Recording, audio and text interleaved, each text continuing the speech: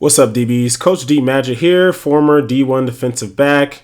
We're going to talk about catch technique, all right? So we have LSU 101s. I think this is from their last fall camp. Now let's talk about the keys to catch technique. And first and foremost, what is it? Okay, so catch technique means instead of like backpedaling out of there or instead of starting in press man, we're going to start about 5 to 6 yards off. And we're looking to collision the receiver at the break point, at or before the break point, okay?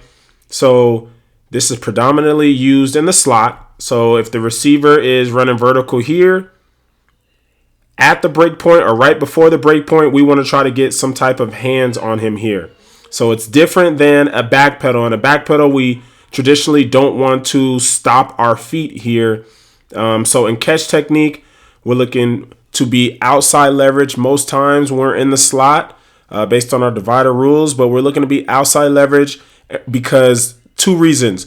We're looking to funnel everything to our middle field safety. So you see how close he is? Our middle field safety would be right about here. So if we can be outside leverage and funnel him, force him to our safety help, that'll give us a big advantage here. And then also, reason why we're outside leverage is because most times when you're in the slot, when you're guarding the slot, they're going to run outside route. That is the whole explanation behind what the catch technique is and why we use it.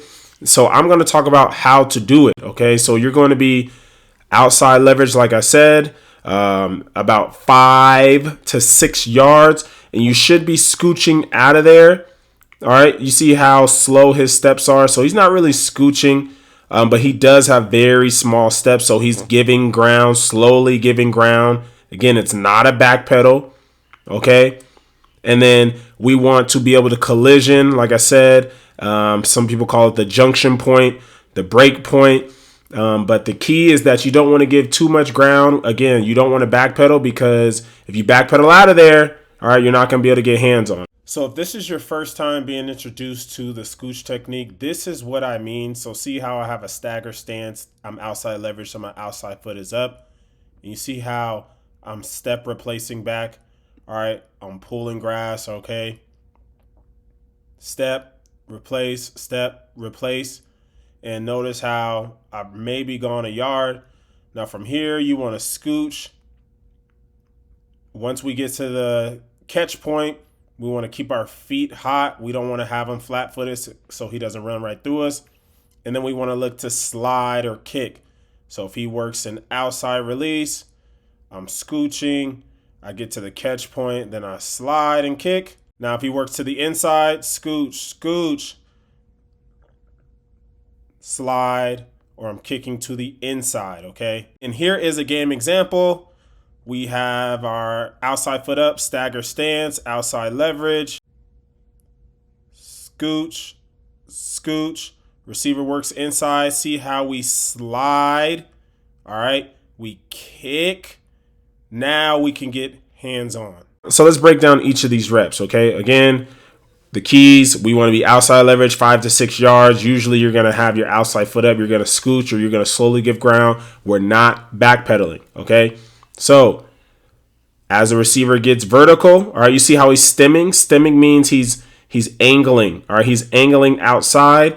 So you want to match that, but not too much, okay? Because we already have outside leverage. So you want to have small steps matching it, all right? See how he's hopping? Okay, you want to step replace. Don't hop. The DB's off the ground right now. He has both feet off the ground right now. Don't hop, okay?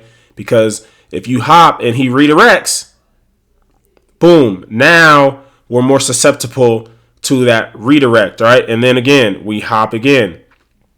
Look at our feet, all right? You should have pressure on the inside of your feet. Step replace, in steps, pressure on the inside of your feet. We should not have 2 feet off the ground. We hop again. Boom, give up our leverage. You see how quick that happens? But I will say the DB does a good job of understanding where we need to be. So if we're outside and he steals our outside leverage, get back outside, slices the hip, close space, all right, makes a play on the ball. Oh, actually he catches this. All right, catches this. All right, I don't know. I honestly don't care if he's in or out because this was a bad technique by us. And we gave up our leverage and we didn't collision. Let's get into this rep. All right, did he drop this? Oh yeah, he dropped it. Goodness gracious, dude. All right, so off 5 to 6 yards, okay. Slow steps, small steps. I'm sorry, small steps. Again, they're not scooching, slowly giving ground. All right, it looks like the receiver is stemming a little bit, maybe to the outside. Okay, and you see how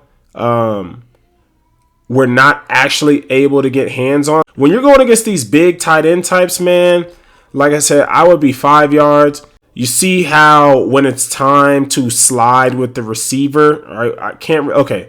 You see how when it's time to slide with the receiver, you want to try to make shoulder pad or chest contact. So you want to slide and you want to take a charge. That's why I say.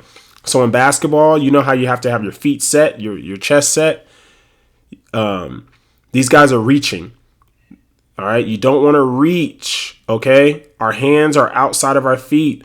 All right, as soon as we get this moment right here, we need to be slide, kick, trying to take a charge, okay? We're hand checking. We need to be taking a charge, all right? We go with, we don't take that extra step. Our hands are outside of our feet, outside of our frame. Boom, easily swims it.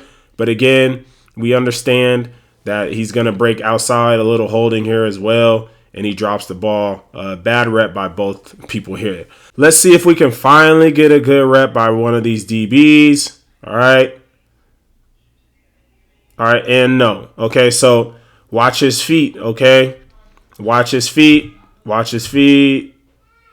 It's pretty fast. His feet are pretty fast. He's not scooching out. I do like that he's a little closer, it looks like. Oh, no, he's at pretty much 6.